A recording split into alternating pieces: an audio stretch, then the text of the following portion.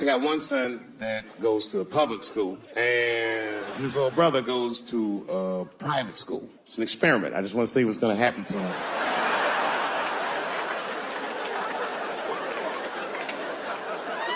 But what's weird is my little son in private school, he's like my thuggy son, you know what I mean? I don't know where he get that from. He's not getting it from me.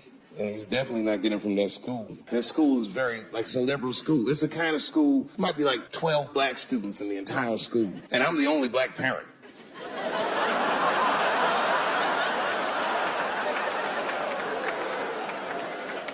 And none of the parents like me either. Not because I'm black, but just like they don't like how I roll. Because I'll be showing up late all the time. And I'm like in a Porsche and I'm blasting music that they don't like. You know, the music be like, I'll beat the pussy up. And I pull into the parking lot. I might be smoking a cigarette with the kids in the car. Then I pull into like that handicap space. And then when I get out of the handicap space, they always want to say some passive-aggressive shit. Morning, Dave. Don't know if you noticed, but he actually parked in the handicap space. Huh? Yeah, you know what, Frank? I did notice. But who is this handicap guy we're all waiting on that never shows up?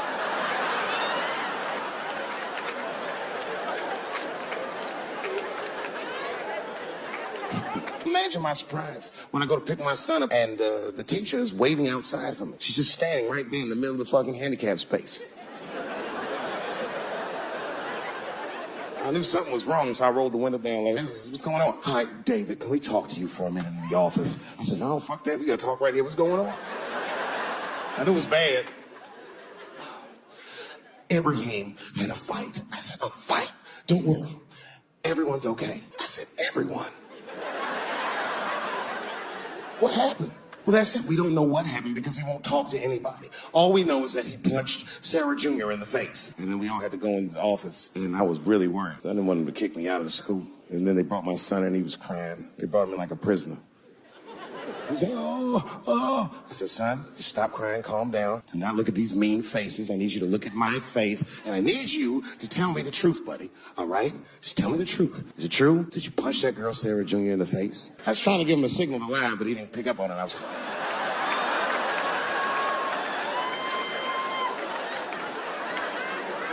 He wasn't paying attention. He said, yes, Daddy, I punched her face. I said, oh, my God. Why? Why would you do that? You're not supposed to put your hands on anybody. And his answer was so gangster, it scared all the parents in the room. He was like, oh.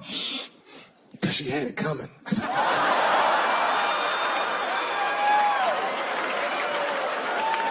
and everyone looked at me. I said, I did not teach you. I don't know where I got that from. I said, what does that mean, son? That is crazy talk. What does that mean? And then he just started crying like he was Tupac. Oh, these kids keep fucking with me.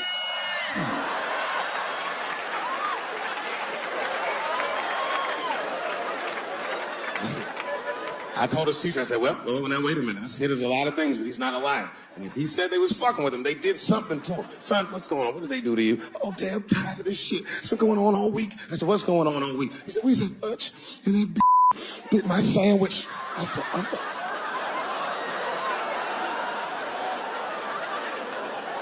He said, it's the fourth time this week. I'm tired of this sandwich biting bitch. Stop using that word. Let's go home. That's a quiet car ride home. We got to the house. He just ran right up to his room, slammed the door. His mother came downstairs. By then, she had heard about everything. She was looking at me like, oh, my gosh, I know it's fucked up. She said, you bit that goddamn sandwich, didn't you? I said, I'm tired of you accusing me of shit. And I just ran out of the house, jumped in my car and drove off. Of course I bit that sandwich. I was mad as fuck. You know what I say to myself? I said, I should just never go home. Fuck this shit. You know, by the way, that's how people used to get divorced in the 40s.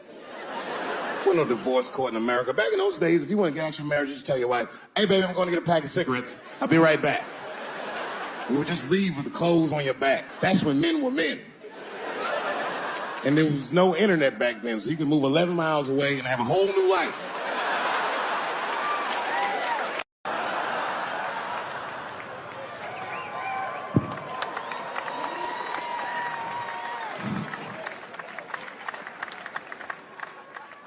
Third time I met O.J. Simpson.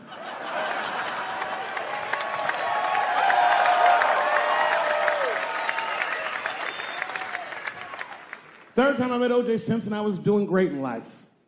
I just finished the second season of Chappelle's show.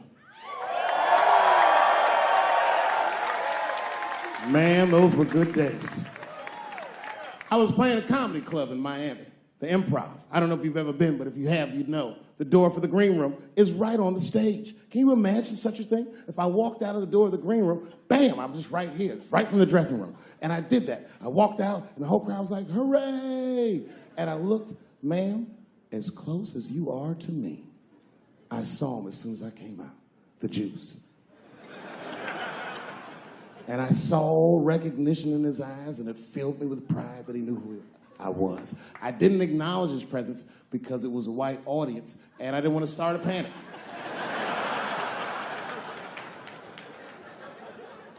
But I did my show. Show went great. I said, good night. I just gave him the signal, let him know I knew he was there. And I walked into the green room, and OJ was already in there. I was like, how the fuck is this possible? I was scared. And then my friends came in and we all started talking. We sat down on the couch. And I'm just telling you what I saw with my own eyes. You can believe me or not believe me. But in my experience, O.J. Simpson, one of the nicest men I'd ever met. He was nice to me. He was nice to my friends. The conversation was filled with warmth and levity, humor, and wisdom. We talked for 90 minutes, and then suddenly the Juice said, you know what? I've got to be going. But it's good to see you again, and I'm glad things went so well. I said, thanks, Juice. And my friend said, yeah, goodbye, Mr. Juice. They're new to the game. He said, no, thank you for your hospitality. Good night, guys. And we said, good night. And he just walked out of the room. And as soon as the door closed, we all looked at each other like, that nigga did that shit.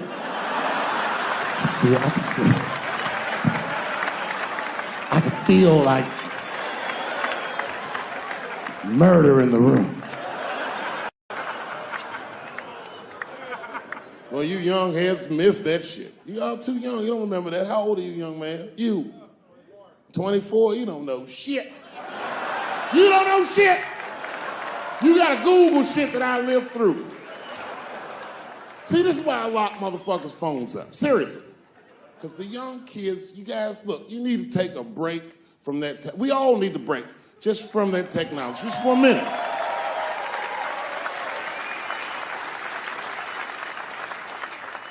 You know, I'm from a different time, young man, a dark time to you. I'm from a time that I didn't even used to know who was on the phone until I answered the shit.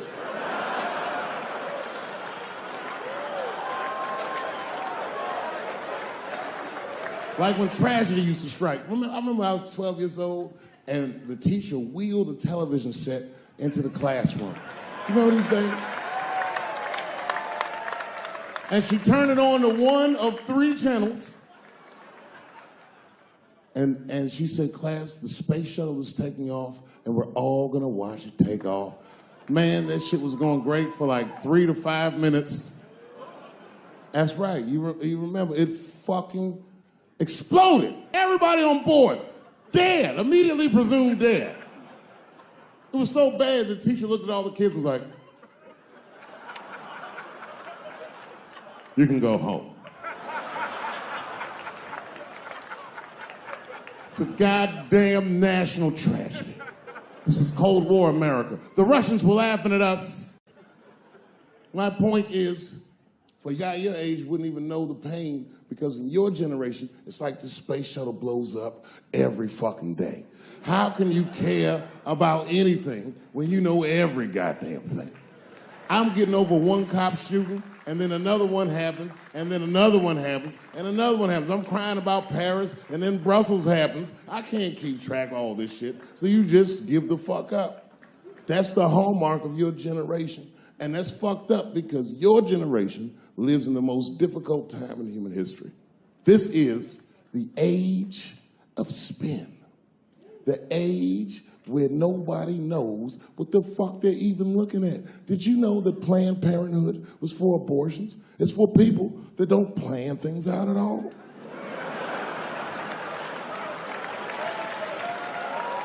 That's right.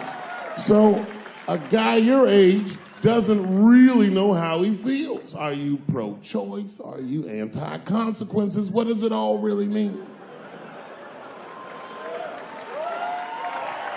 It's easier not to care for you. But for us, we were trained to care.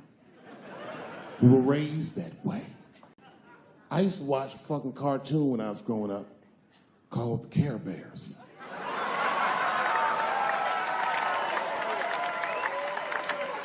It was about a fucking group of teddy bear people. They were like teddy bears, but they were like people, and they were all different colors, and they all fucking just walked around caring. They cared about each other and everything else. They all had different designs on their stomachs, and the designs told you something about what they might be like inside. Very, very loving group of beings. And when shit got real bad, as nice as those teddy bears were, they didn't get mean faces. They got determined. And the leader would say, "Come on, guys, it's time for the Care Bear Stare." Remember that shit? And them little teddy bears would lock arms and stare at the problem. And I'm not even bullshitting. Actual love would shoot out of their chest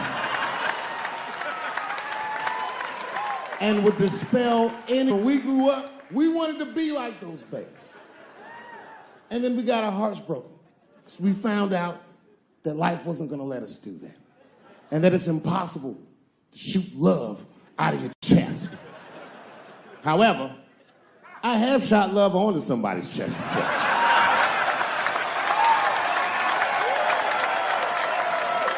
I do it all the time. It's the next best thing.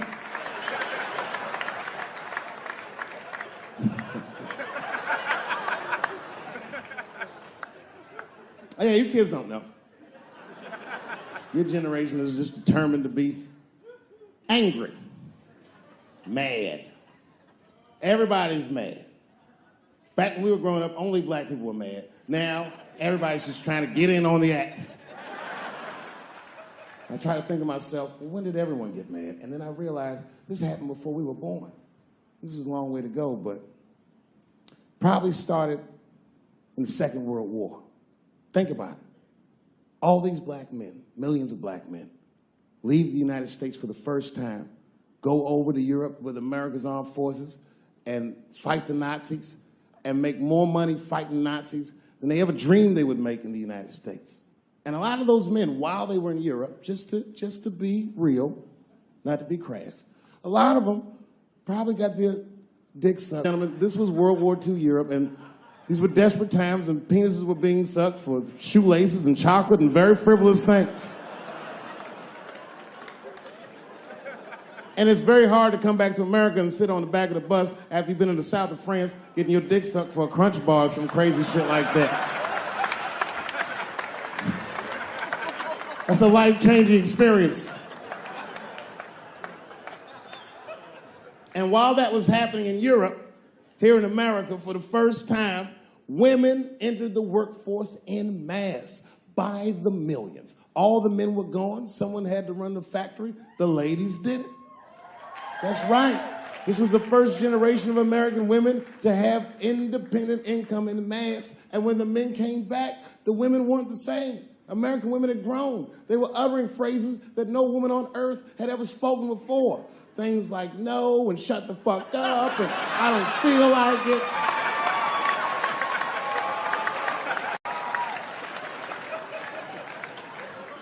And then behind the scenes of that, there was a little-known government agency that started testing mind-controlled drugs on the American public. They fucked up. They tested it for 12 years. They didn't realize these drugs were not mind-controlling. They were mind-expanding. It was LSD and mescaline and shit like that. And for the first time, there was a new school of thought that was chemically induced that made people question the very society they lived in. By 1960, the President of the United States was only 42 years old. Can you imagine? DMX is older than that. And he was going to usher in a new era of peace. He was gonna avoid the Cold War. He was gonna end segregation. And they blew his fucking brains out in front of everyone in Dallas. This country was never the same. There were 7 more major assassinations in the 60s. Anyone that stood up and said anything was shot down the streets like a fucking dog. Kennedy, King, X, Evers, on and on. You didn't even have to be famous. You could be a college student at Kent State or in Mississippi protesting the Vietnam War, and they shot them too. Wild era. And while all this was going on, Bill Cosby raped 54 people. Holy shit, that's a lot of rapes, man. This guy's putting up real numbers. He's like the Steph Curry of rape. Man, that's a lot of rapes. 54. He had raped 30 less people. That's still 24 rapes. Don't forget, each one of these rapes has 8 hours of sleep in it. Ladies and gentlemen, that's over 400 hours of rape. It only takes 65 hours to get a pilot's license. If rapes were aircrafts, this nigga's Top Gun for sure.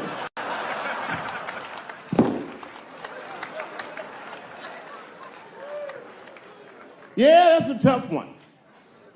You know, and I was on stage not too long ago. I was in Syracuse, New York. Yeah, well, yeah, for Syracuse, but the show didn't go so good. All because I was talking about Bill Cosby a little bit. Not a little bit, I'll be honest. Talked about him for like maybe 25 minutes. And a woman stood up in the back of the room and she screamed out, "You are a fucking asshole for saying these things." I know. Instantly, I felt, like bad. Not bad about what I was saying. I just felt bad, like, oh, that's too bad she doesn't like the show.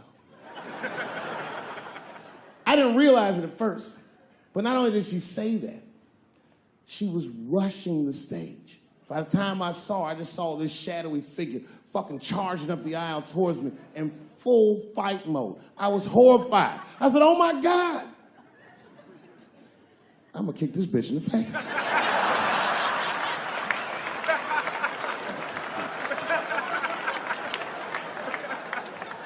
Lucky for me, I didn't have to. Scuffle ensued. And then, finally, she screamed out to me, "Women suffer." I said, I know. And ladies, I need you to know that I know. I need you to know, seriously, there's a lot of men in this room that identify themselves as feminists. I would include myself in that. Don't ever forget, we all have mothers and daughters and sisters and wives, and we want to see all these women do well and not be held back by their gender. There's a lot of men like that in this room. There's a lot of men like that in the world, or as we are known on the streets, bitch-ass niggas.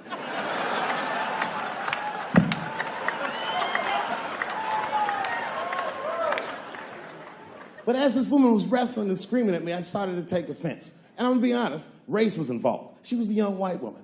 Well-intentioned, but it's like not thinking it all the way through. Bitch, how the fuck are you going to yell at a black man about discrimination? She didn't get it. She just kept going. Women suffer. I know. Women suffer. Same team. Women suffer. I know. And this is where she went too far. We suffer just like you. Slow your roll, bitch. Me. Not like us. She goes, suffering and suffering. What's the difference? I said, come on, white woman, you know what it is. You was in on the heist, you just don't like your cut.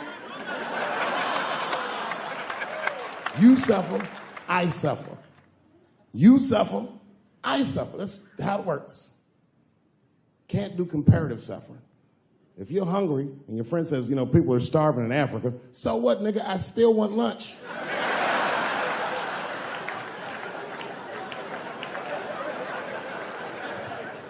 Black people know about comparative suffering, and you know this is a fucking dead-end game. Blacks and Jews do that shit to each other all the time. You ever played Who Suffer More with a Jewish person? It's a tough game.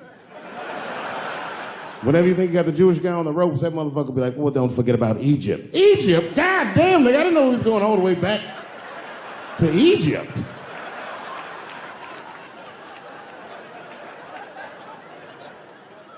What the fuck is wrong with her? What does she think? Does she think that I don't know that rape is wrong?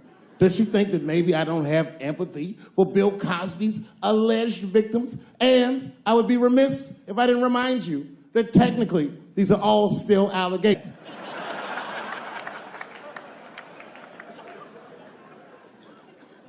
But perhaps, if she looked at it correctly, she would have empathy for me, the man she was attacking. 42-year-old black comedian. Obviously, Bill Cosby was a hero to me. And she doesn't know what it feels like to think that your hero might have done something so heinous. My God, you can't imagine. It'd be as if you heard that chocolate ice cream itself had raped 54 people.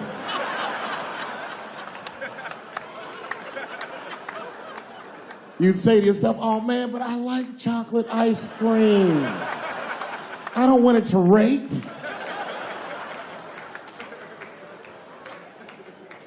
Didn't want to believe it. At first, I didn't believe it. I was like, man, these people are obviously trying to destroy Dr. Cosby's rich legacy. Even 34 allegations into it, I was still like, man, probably only raped 10 or 11 of those people.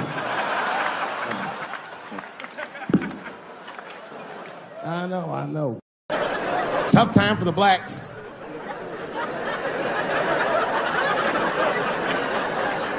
These are not good times for the blacks. I don't know if you know what I'm talking about, right? Police are killing us again. It's a very unfortunate set of circumstances because we were doing very well. You know, America has a racial hot seat. I think we can all agree that that's the truth. And we can also agree that that hot seat is traditionally occupied by African Americans in general, African American men in particular. Although I can see that in recent years, that seat has been occupied by Mexicans, and I dare say Arabs. And we, the black Americans, would like to thank you both for your sacrifice and your struggle. We needed a break. We needed a goddamn break.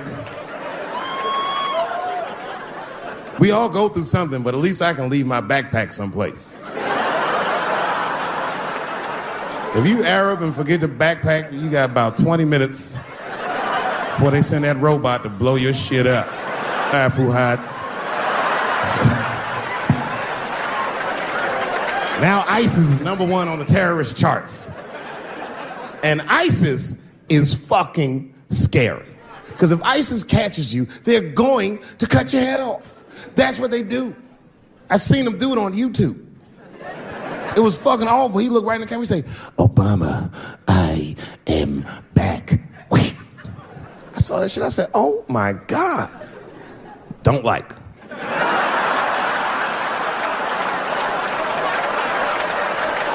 How is this guy cutting people's heads off on YouTube? I can't even post a dick pic, and this motherfucker is decapitating people.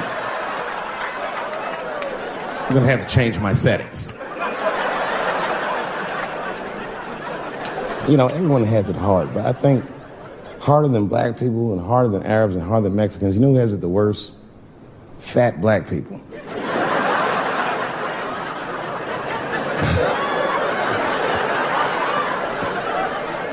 It's hard for white people to understand, but that's what I'm saying is very true. Fat black people have a really rough road because all manner of things kill white people. But you know what kills more black people than anything, more than police and terrorism? Salt, nigga. Regular. Here, white people are getting Ebola cures and shit, and meanwhile, I'm dying from fucking the flavoring.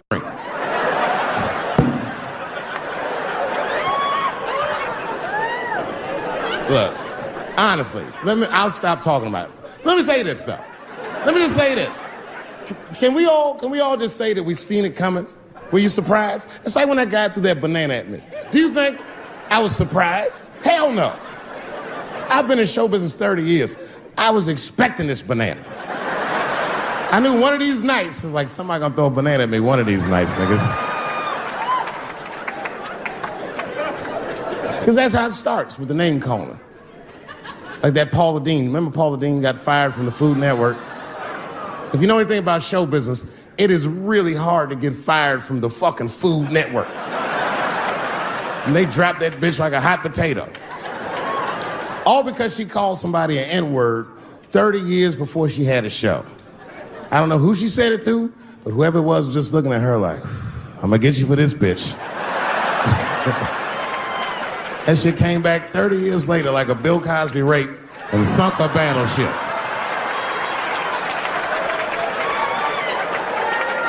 And every black person was mad, but we weren't like that mad.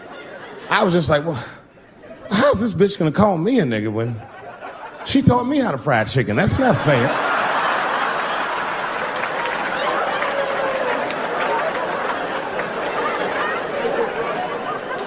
I think Donald Sterling shit was more serious. Remember Donald Sterling? He used to own the Clippers, and then he got caught on a secretly recorded tape saying some very unsavory things about African Americans. And there's a lesson in that for all of us.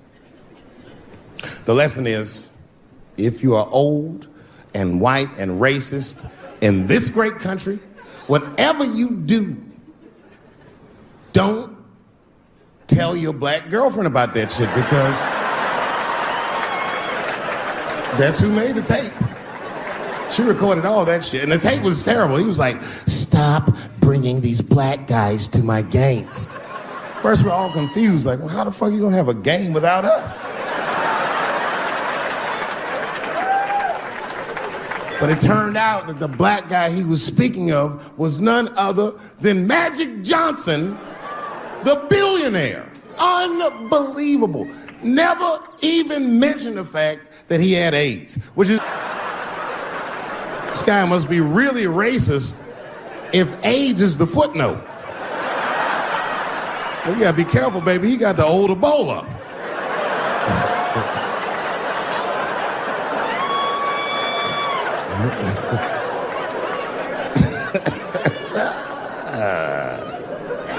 You can say what you want about that girl, but I'm gonna tell you right now, she is a goddamned hero. Because you might have thought these things were happening before, but now you can see it all in front of you without a shadow of a doubt. That shit actually went down. She sucked that old guy's dick. She really took one for the team on that one. It's really gross. This dick is like 80 years old. It's like tasting history. Like 5 wars on it, Civil Rights Movement, Great Depression. This guy's been fucking from 40 years before Bill Cosby's first rape. This is a very old man. It's a very old penis. But all that shit is still, it's just name calling. Like, name calling does not break the modern black man. That's not gonna do the trick. I don't give a fuck about that. Like, if I went to Kentucky Fried Chicken, Ku Klux Klan, hood on top of their head, what do you think I'm gonna do in this day and age? Run out Kentucky Fried Chicken? Not if I'm hungry. I'll go straight to the front. Hey, man, let me get a 2-piece. I don't give a fuck what he says. You want a biscuit with that, nigger? I thought it came with a biscuit. What's all this attitude? I want a 2-piece. Chop, chop. You know what it is. But I'm not going to be mad. Why would I be mad? He's the one that's got to work at Kentucky Fried Chicken, not me.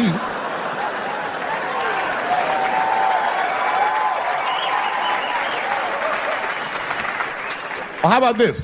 What if I lived in Austin and I had a white girlfriend? It's possible in Austin. As a matter of fact, some people say it's necessary, but that's not the point. And me and my white girlfriend at home one night, and we're just doing what lovers do. Maybe she's butt naked and she's down on one knee giving me a hand job. I love a good hand job. And she's really jerking me off. You know, getting her obliques nice and tight. I got a huge dick, so she's like, And I'm like, wow, this really feels wonderful. I think I'm gonna come. Nigger.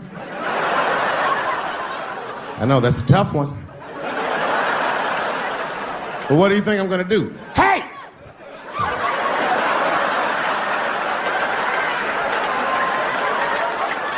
That's no time for integrity, ladies and gentlemen. I'm busting that nut in her face. I'll sort through the ethics later. But I'm what they call a man of his word. If I say I'm coming, oh, I'm coming. I don't give a fuck what happens. God forbid somebody could shoot me. If I say I'm coming, it's still like, oh.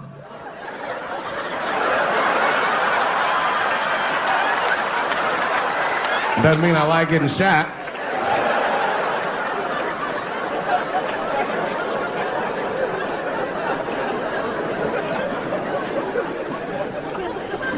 Boy.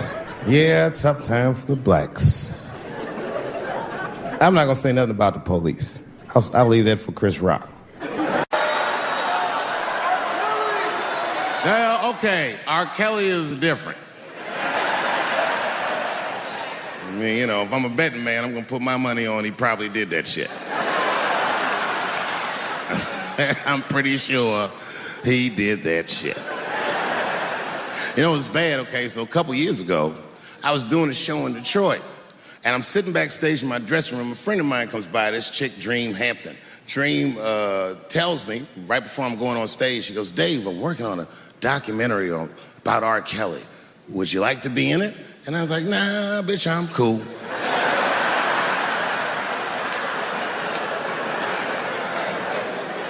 I went on stage, I just forgot about the shit. And then 2 years later, the documentary comes out, Surviving R. Kelly. And when it comes out, Dream's promoting the shit, and she keeps bringing me up. She said, I asked Dave Chappelle to be in my documentary, and he said it was too hot for TV. Bitch, I did not say that. It does not even sound like how I talk. Oh, that's too hot for TV? I would never say that shit.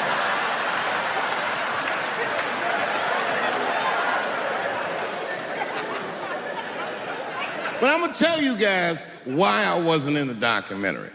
There's a very simple reason, and I cannot stress this point enough. The only reason that I didn't do it was because, and it's very important, I don't know this nigga at all. I don't know anything. I don't know anything that they don't tell me about. I don't hang out with this nigga, nothing. So what the fuck do I gotta be in the documentary for?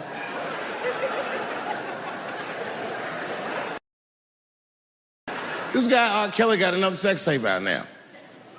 Can you believe that shit? This guy makes more sex tapes than he does music. He's like the DJ Khaled of sex tapes. Another one. Like, damn, nigga. It's a lot of tapes. The new one's so bad that they didn't even show it. I've never seen anything like this. The prosecutor in Chicago came out in a press conference and read to the media a transcript of a sex tape. Have you ever heard of such a thing? This nigga read the sex tape.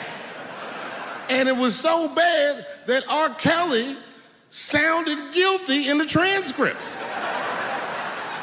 It's fucking amazing. 16 times the girl's age was mentioned. Isn't that crazy? This motherfucker is an idiot. He was fucking her like, yeah, this is the best 14-year-old pussy I've ever had in my life. And she was like, you like this 14-year-old pussy? He's like, oh yeah, I love this 14. I'm like, man, you need to shut the fuck up. You gotta give your lawyer something to work with. You're supposed to be on the tape like, this is the best 36-year-old pussy I've ever had in my life. And then your lawyer gonna be like, Your Honor, clearly my client thought that this woman was 36, as he mentioned some 16 times in the tape. They gonna know you lying though, you know what I mean? Everybody knows no such thing as good 36-year-old pussy.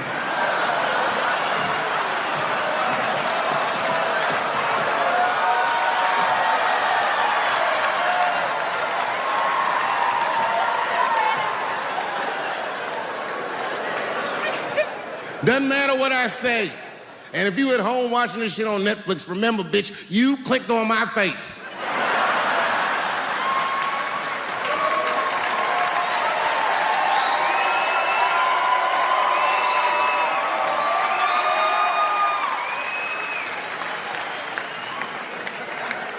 Celebrity hunting season.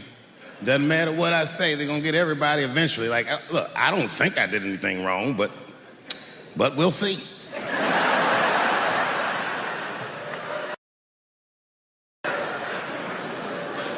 They even got poor Kevin Hart. Can you imagine such a thing? Kevin Hart, let me tell you something. It was Kevin Hart's dream to host the Oscars. That's what he told me. And I remember when he told me, because I was thinking to myself, well, that's an awfully strange dream for an African American. What kind of nigga dreams of hosting the Oscars? Kevin did, that's who. And he did it. Against all the odds, Kevin became the most famous comedian this world has ever seen, and he got the job that only one black man before him had had. He was gonna host the 80th Oscars. And I don't know what you know about Kevin, but I know Kevin Hart is damn near perfect. As close to perfect as anybody I've ever seen. In fact, Kevin is precisely 4 tweets shy of being perfect.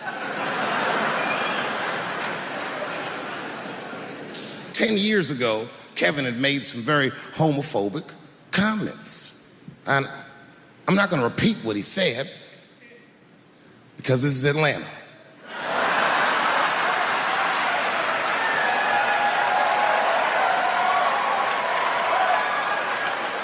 You know what I mean. I'm sure there's a lot of gay men here tonight with their wives.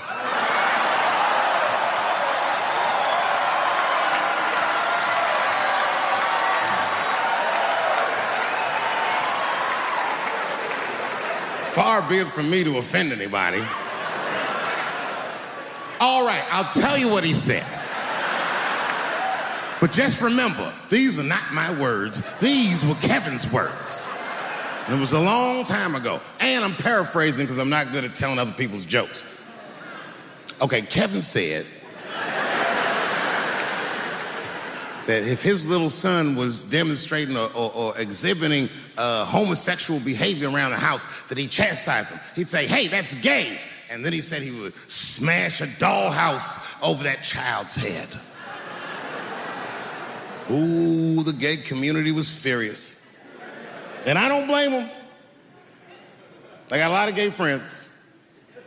And all of them, 100% of them, all have told me fucking horror stories about the shit they had to go through just to be themselves. Crazy, crazy stories. And in all those stories, I gotta say, not one of them has ever mentioned anything like their father smashing a fucking dollhouse over their head.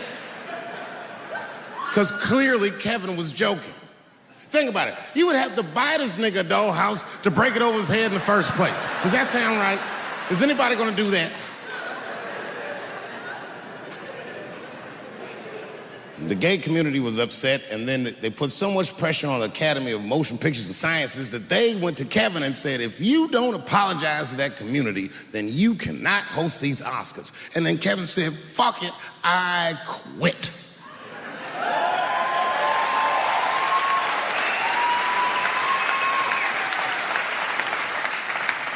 And then he went on every talk show in America and apologized for 6 weeks.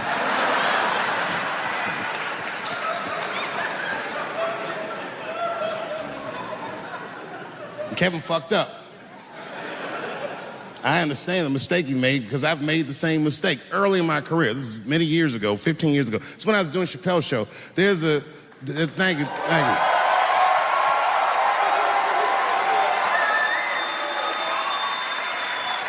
On network television, they have a department that's called Standards and Practices. This is the department that tells you what you can and cannot say on television. And if you're doing your job well, you should never hear from them. But if you're making Chappelle's show, you'll hear from these motherfuckers all the time. And remember, this is 15 years ago. I made a mistake. I didn't even know I had done anything wrong. I had written a sketch that had the word faggot in it.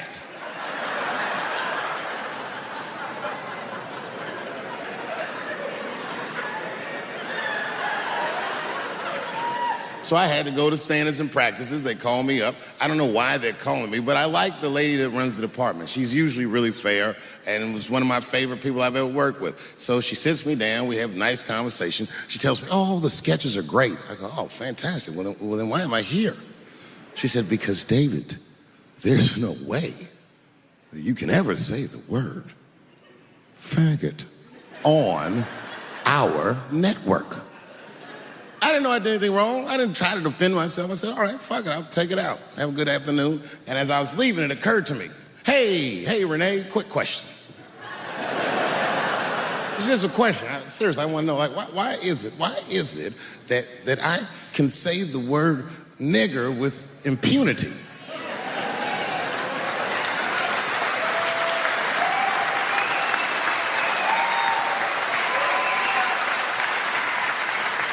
But I can't say the word faggot. And she said, because, David, you are not gay. I said, well, Renee, I'm not a nigger either.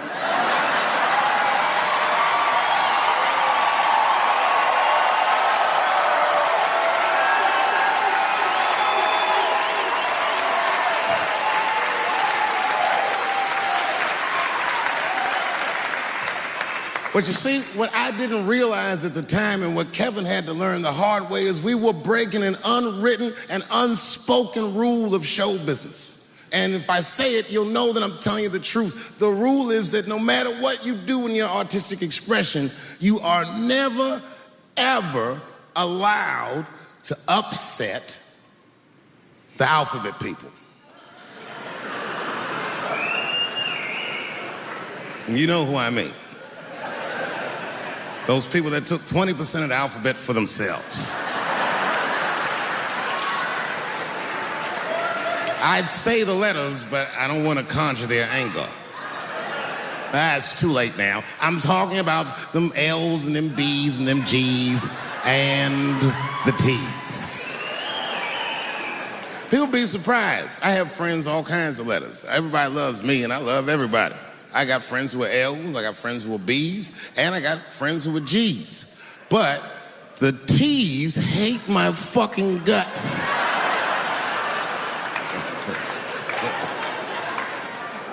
And I don't blame them. It's not their fault, it's mine. I can't stop telling jokes about these niggas. I don't want to write these jokes, but I just can't stop. There's a trans woman sitting in the audience. This is a true story. This was like a few weeks ago. I did 6 shows that weekend. This trans woman came to 4 of them. Calls herself Daphne. Man, this chick Daphne was in there cracking the fuck up at everything I said about everybody. It was amazing. She was laughing, and it was fun to watch her laugh. You could tell she was letting go of something that was heavy. And she'd throw her head back and she'd smile with all her teeth. She was having a great time. And the more fun she had, I felt bad. Because I knew I had some trans jokes to unload. And I thought to myself, maybe I shouldn't say these jokes because I don't want to like fuck her evening up. She's having so much fun. But then I thought to myself, well, if I can't say it in front of her, should I say this shit at all? So I let her rip. To my surprise, Daphne laughed harder at the trans jokes than anybody in the room. In fact, everybody in the room would look at her to make sure it was okay. And I got off stage, I was in the dressing room, I was like, man, this is a fucking weird show. I'm sitting in the dressing room by myself just trying to figure out, like, what the fuck just happened out there? Like, why is it that this one woman can't take any of these jokes and Daphne can take all of these jokes? So weird. And then I realized, Daphne used to be a man.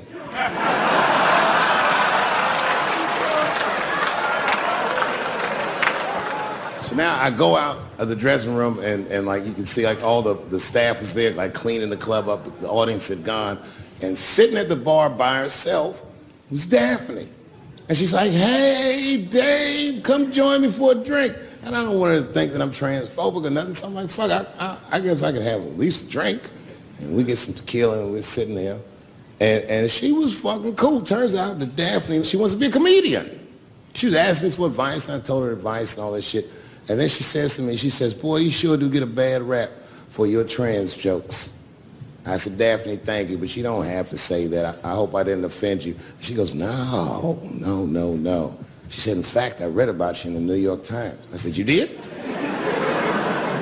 She said, yeah. She said, I thought it was interesting that they blamed you for R. Kelly. They said you normalized him for telling jokes about him. I go, yeah, they said that. She goes, I wonder why they never said that you normalized transgenders by telling jokes about us. And I never thought about that. It never occurred to me. And we started making out. And then, like, I reached up just to see what it felt like. I was like, what? And it felt like pussy, did it? It was just like... What you gonna do if Trump get reelected? What am I gonna do if Trump gets reelected? Probably get a significant tax break.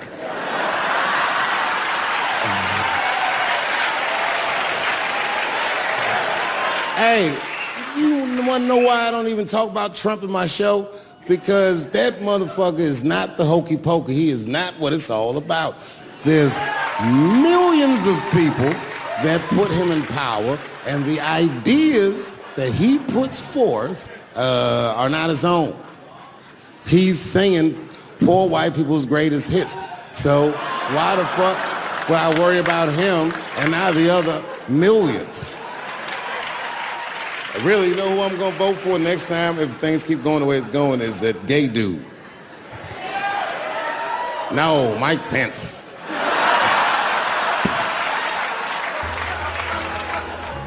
Now, this is the same club, the Punchlines. This is 15 years ago, and I had just gotten back from my infamous South Africa trip. And I came to the Punchline just to cheer myself up. It's a safe place where I could tell some jokes. And I find out that this comedian I know, Chris Tucker, who's in all those Rush Hour movies, I find out that Chris is in San Francisco too at some charity event. So I call him, I'm like, yo, I just saw you at some charity event. I said, I'm doing a show at the Punchline. Why don't you come by the club after your event? And he's like, cool, Dave. I thought she was dead, nigga. I'll come by. He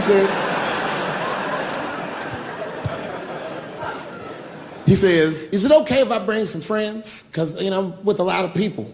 I go, man, you Chris Tucker. You can bring whoever the fuck you want. And then I show up to the club late that night. I walk into the dressing room, and sitting in the dressing room is Gavin Newsom, who at the time was the mayor of San Francisco, but now he's the governor of California. And sitting next to him was Kamala Harris, who at the time was the DA of San Francisco. Now she's the senator from California that's front-running on the Democratic ticket. And sitting next to her was Al Gore. It's fucking weird. And sitting next to Al Gore was the guys from Google, Sergey, and I don't know how to say these. All right. And it was Chris Tucker and Ben Jealous, who at the time was the president of the NAACP, who was all just at this big charity dinner, and Paul Mooney was drinking scotch. And we all was just in there. And, you know, at first I was a little uncomfortable when we started talking, and we all got along really well. At some point, Kamala Harris she says to me, she goes, you know, a friend of mine is announcing his candidacy for president tomorrow. I went to college with him. I'm like, what? I go, Barack Obama? She goes, you've heard of him? I'm like, yo, I just read about this dude. And she goes, yo, yeah, blah, blah, blah, we talking. She goes, you know what? She says, let's call him on the phone. I said, what the fuck? And she picks the phone up and she dials and she's listening like this. And she goes, this is voicemail. And she gives me the phone. She goes, leave him a message. You know, I didn't know what to say. I just said what you say to any black dude that's running for president. You know, stay low, running a zigzag pattern, this kind of shit.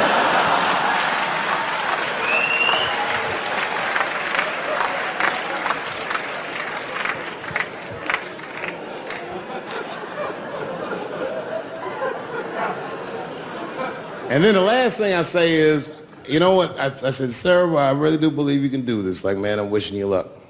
Now, next day I wake up and go for coffee at a place called the Embarcadero. It's like an eatery by the sea in San Francisco. And I'm walking to the coffee shop and there's a police line and I can't cross the tape. But then I figure, fuck it, I'm Dave Chappelle, so I go into the thing like this. And the police yoke me. These motherfuckers like tackle me immediately. And I see over the police's shoulder Gavin Newsom. I couldn't remember his name, but I remember the night before I had kept teasing him and saying he looked like Christian Bale, the guy from the Batman movies. So I see him and I can't remember the name, so I'm just like, Batman, help!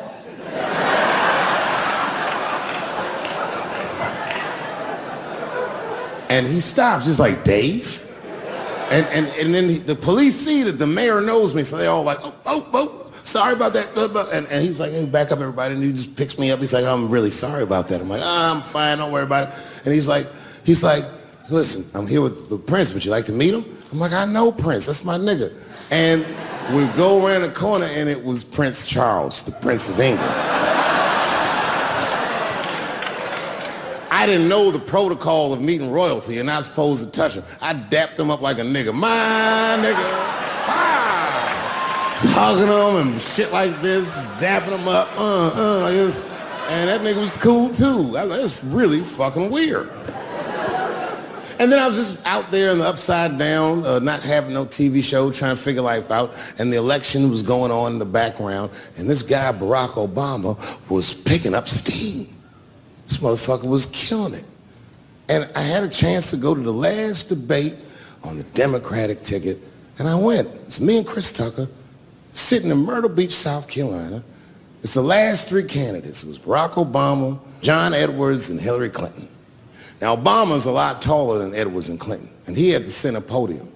And at one point, they're all on stage, and they start fussing, and Obama goes, look, none of us are perfect, like this. And his hands was like this, and there was light shining behind his head, and the other two candidates was looking up at the nigga, and I was sitting in the audience like, this nigga looks like Jesus.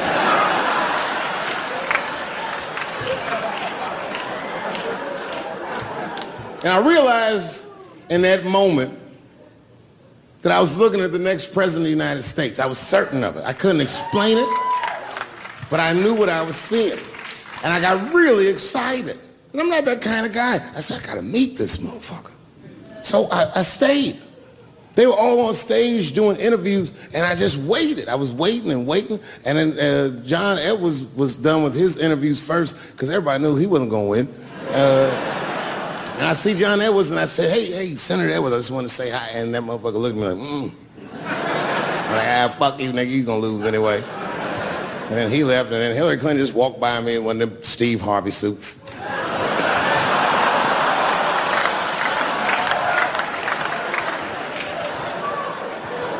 But Obama was taking forever. Everybody wanted to talk to him. When I knew the media saw exactly what I saw, there was no question about it. That was the guy. I waited and I waited, and finally, must have been over an hour and a half, he finishes his last interview. He's like, well, thank you very much. Good talking to you. And he turns around, and we make eye contact. He sees me, and when he sees me, he looks over, he goes, Dave Chappelle.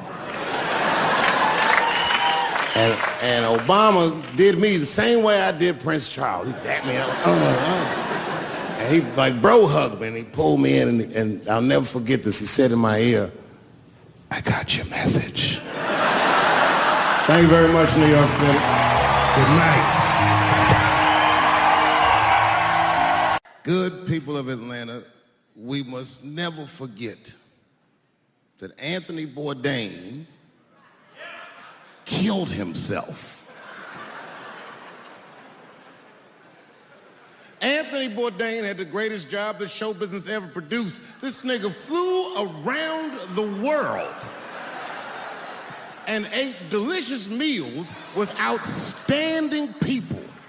That man, with that job, hung himself in a luxury suite in France. They say 2000 party over, oops, out of time. So tonight I'm gonna party like it's 1999. I knew a nigga in high school that was an urban genius. This motherfucker's grades was so good, he got all the way from the hood to an Ivy League school with a full scholarship. From there, the motherfucker got himself into one of the best law schools in the country. And when he was in law school, he met a woman and they fell in love. And they were gonna get married. I remember him telling me about it. He was home for Christmas. And I told him, I said, my man, save that bitch for later in your life.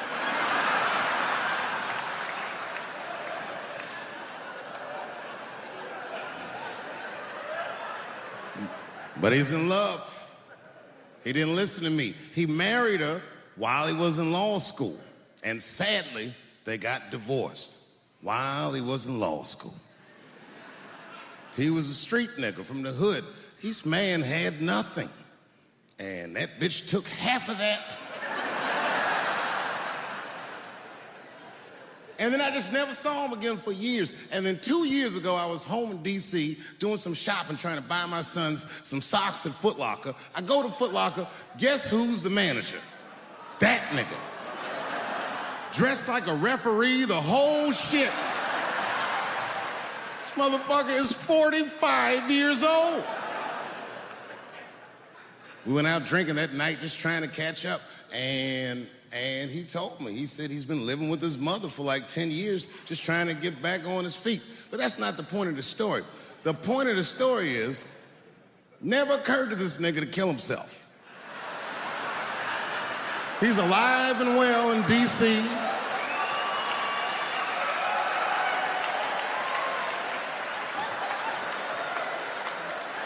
I even suggested to him that he should try it out. Like, I don't know, nigga, you might,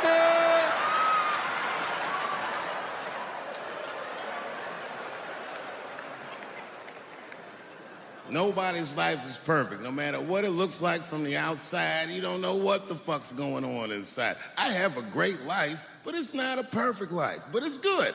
My shit's like an above ground pool. You ever seen one of them? Yeah, it's a pool.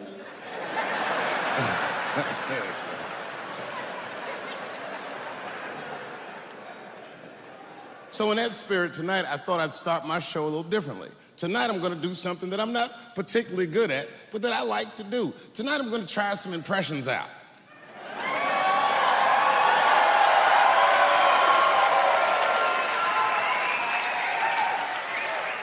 I only got 2.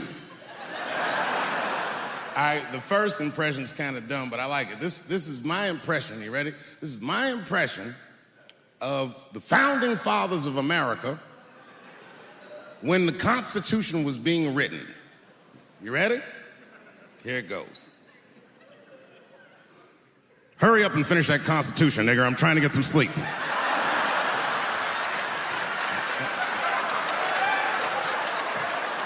It's not bad, right? All right, the next one.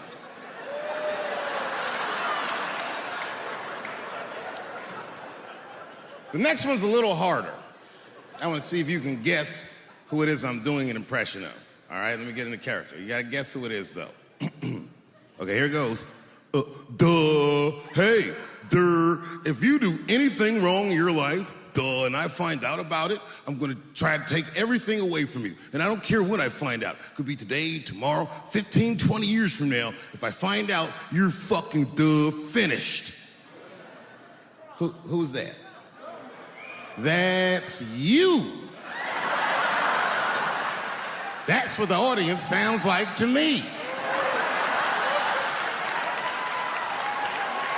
That's why I don't be coming out doing comedy all the time, because y'all niggas is the worst motherfuckers I've ever tried to entertain in my fucking life. Oh. I'm goddamn sick of it. This is the worst time ever to be a celebrity. You're gonna be finished. Everyone's doomed. Michael Jackson has been dead for 10 years, and This nigga has 2 new cases.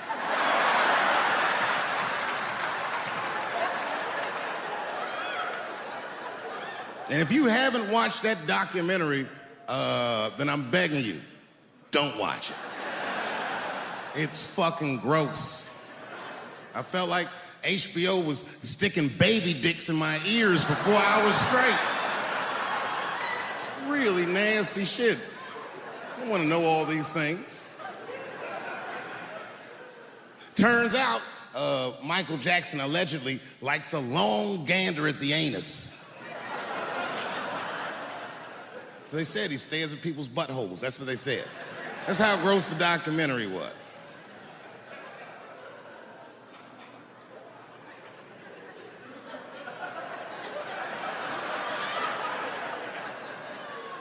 I'm gonna say something that I'm not allowed to say. But I gotta be real. I don't believe these motherfuckers. I do not believe it. But let me qualify the statement. I am what's known on the streets as a victim blamer. You know what I mean? If somebody come up to me like, Dave, Chris Brown just beat up Rihanna. I'll be like, well, what did she do?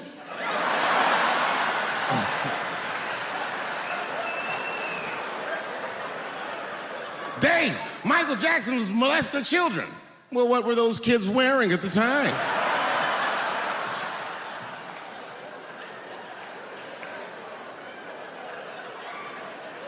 I don't think he did it. But you know what? Even if he did do it, you know what I mean?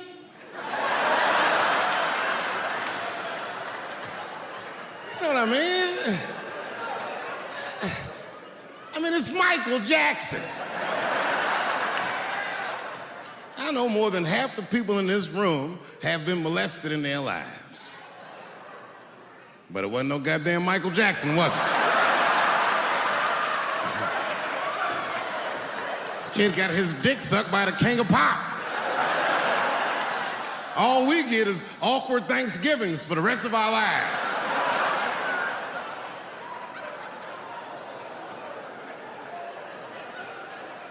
You know how good it must have felt to go to school the next day after that shit?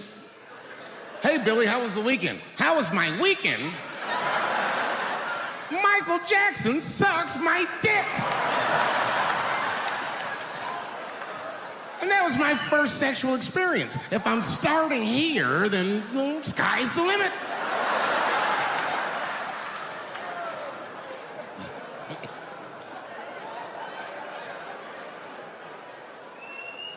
I know it seems harsh, but man, somebody's got to teach these kids. There's no such thing as a free trip to Hawaii. He's gonna want to look at your butthole or something.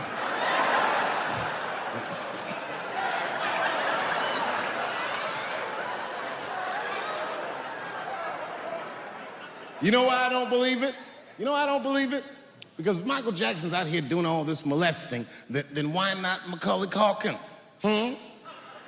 Macaulay Culkin said in an interview that Michael Jackson never did anything inappropriate with him or even around him. Think about that shit. You know, I'm not a pedophile. But if I was, Macaulay Culkin's the first kid I'm fucking, I'll tell you that right now.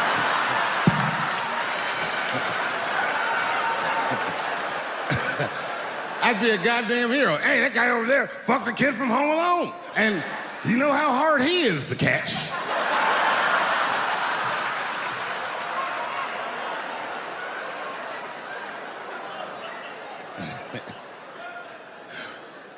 My mind's telling me no.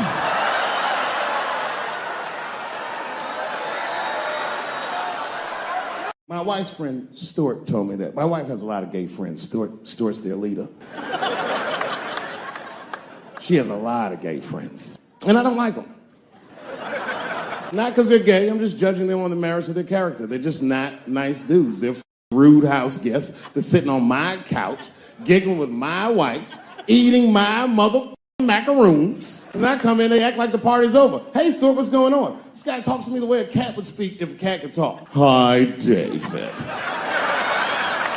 He always must have some kind of gay political argument. The last one was about a petition in federal court to take the words husband and wife out of the law. I said, well, why would you want those words out the law? He said, because it discriminates against same-sex couples. I was like, niggas, please save me the semantics. Just trust me. Take your chips and get the fuck out of the casino. You're about to crap out. Go outside, talk that over amongst yourselves, and whichever one of you is gayer, that's the wife.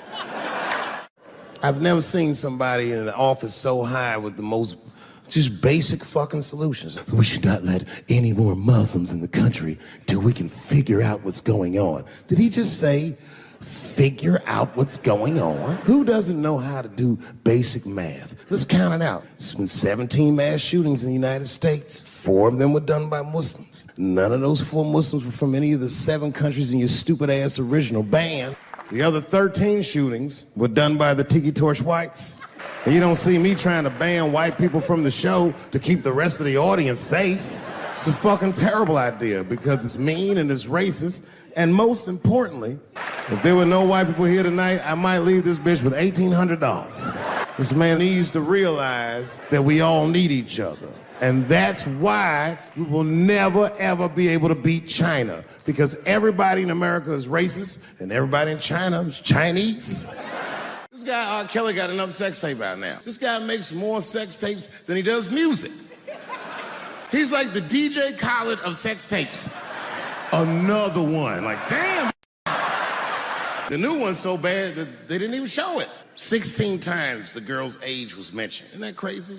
This motherfucker is an idiot. He was fucking her like, yeah, this is the best 14-year-old pussy I've ever had in my life. And she was like, you like this 14-year-old pussy? He's like, oh, yeah, I love this 14. I'm like, man, you need to shut the fuck up. You got to give your lawyer something to work with. You're supposed to be on the tape like, this is the best 36-year-old pussy I've ever had in my life. And then your lawyer can be like, Your Honor, clearly my client thought that this woman was 36. As he mentioned some 16 times in the tape. They gonna know you lying though, you know what I mean? Everybody knows no such thing as good 36-year-old pussy. It is wild, bro. Where you from, man?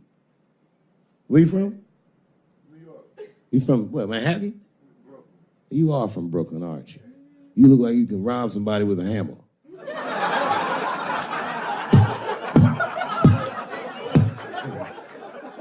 Brooklyn niggas rob you with shit they find around the house. I just got stabbed with a toothbrush. This nigga must be from Brooklyn. I'm fucking around. I think, okay, again, of all those letters, the T has the toughest road ahead. In fact, I think the T should stand for tough road ahead. They've got the longest mental gap to bridge. That's all I'm saying. Because, you know, whenever I see one of them T's on the street, I don't mind them, but I'll be like, man, I miss Bruce. I'm sorry, guys. I'm 42. I remember Bruce Jenner. Before the Kardashians, before all that, this motherfucker was a white American superhero. It was amazing. He was beating Africans at track and field. We'd never seen anything like it. He was on my cereal box growing up. You know how much of that cereal I ate, nigga? I didn't know he was gonna do that. I knew before you guys knew. I heard things on the street in Hollywood. You know, you just be out, see people. Hey, what's up, Kanye? Why the long face? Nigga, you'll see.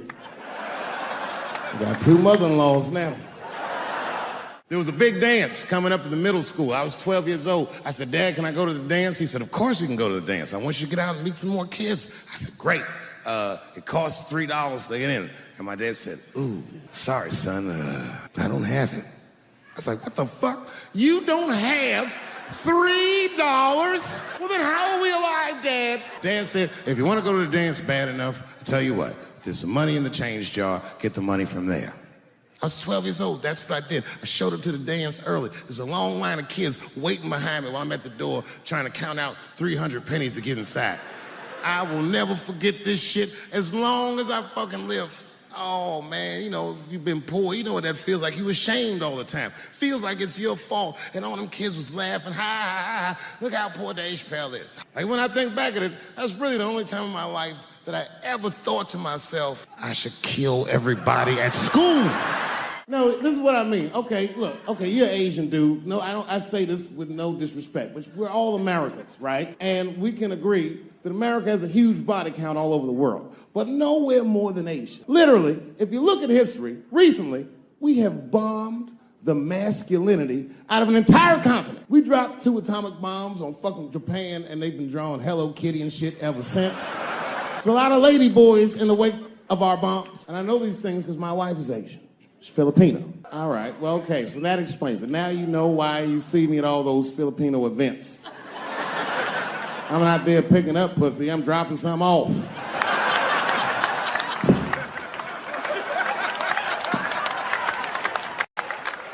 I take my wife to all that shit. I took my wife to see Pacquiao fight Mayweather. We sat ringside, okay?